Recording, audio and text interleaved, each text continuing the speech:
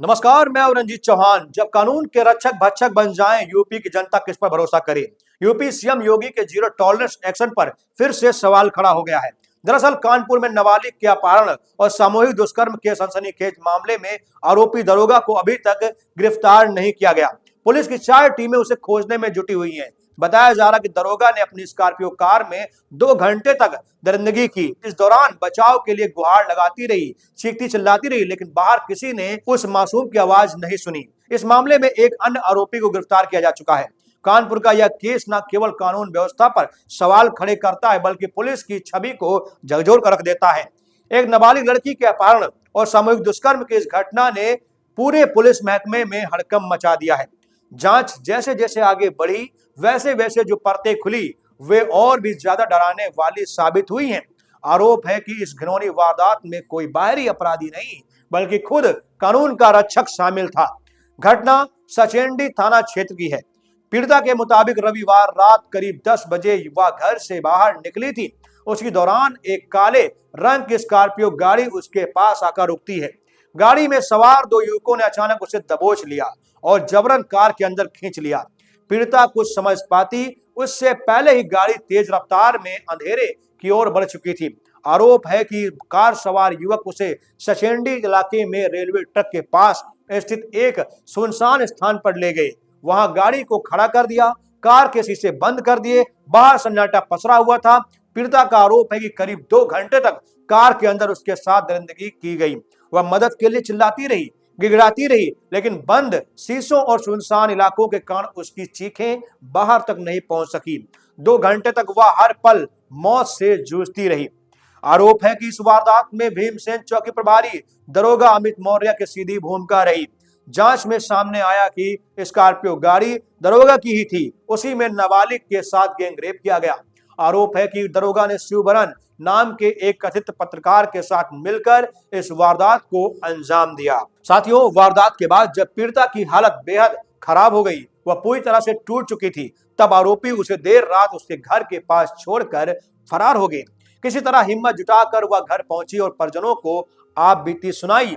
परिवार पर जैसे पहाड़ टूट गया। पीड़िता के भाई ने बिना देरी किए डायल 112 पर कॉल करके पुलिस को सूचना दी। आरोप है कि पुलिस मौके पर तो पहुंची, पीड़िता व उसके भाई को भीमसेन चौकी भी ले जाया गया, लेकिन शुरुआती स्तर पर मामले की गंभीरता को नहीं लिया गया। पीड़िता नाबालिग होने के बावजूद तत्काल पॉक्सो एक्ट में मुकदमा दर्ज नहीं किया गया। परिवार का आरोप है कि क्योंकि मामले में एक पुलिसकर्मी का नाम सामने आ रहा था, इसलिए कार्रवाई में जानबूझकर देरी की गई। जब यह मामला वरिष्ठ अधिकारियों तक पहुंचा, तब जाकर सचेंडी थाने में एफआईआर दर्ज की गई। हालांकि इसमें भी पीड़िता पक्ष ने गंभीर आरोप लगाए हैं।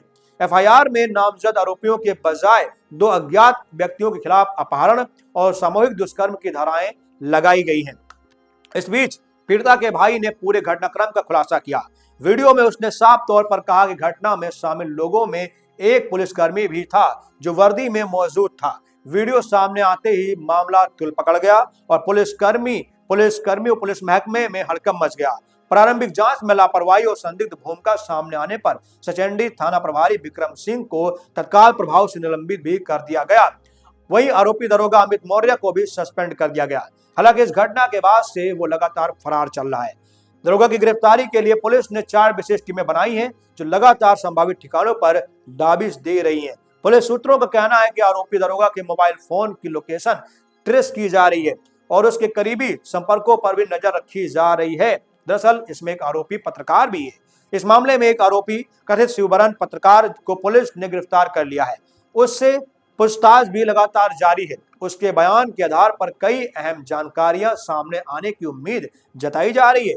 पुलिस का दावा है कि जांच में कोई भी दोषी बख्शा नहीं जाएगा, चाहे वो किसी भी पद पर क्यों ना हो। मामले को लेकर पुलिस आयुक्त रघुवीर लाल ने सख्त रुख अपनाया है। उन्होंने साफ शब्दों में कहा कि आरोपी पुलिसकर्मी को जल्द गिरफ्तार करके जेल भेजा जाएगा। डीसीपी वेस्ट दिनेश त्रिपाठी ने बताया कि पीड़िता पक्ष की तहरीर है के आधार पर गैंगरेप का मुकदमा दर्ज किया गया है। उन्होंने कहा कि जांच निष्पक्ष और पारदर्शी तरीके से की जा रही है। सवाल बहुत बड़ा है दोस्तों कि जांच निष्पक्ष तरीके से की जा रही है, लेकिन क्या सवाल ये भी है कि क्या उत्तर प्रदेश की सरकार जीरो टॉलरेंस की नीति अपनाएगी? क्या उस बलात्कारी उस जो है जघन्य अपराध करने वाले दरोगा पर एक्शन होगा।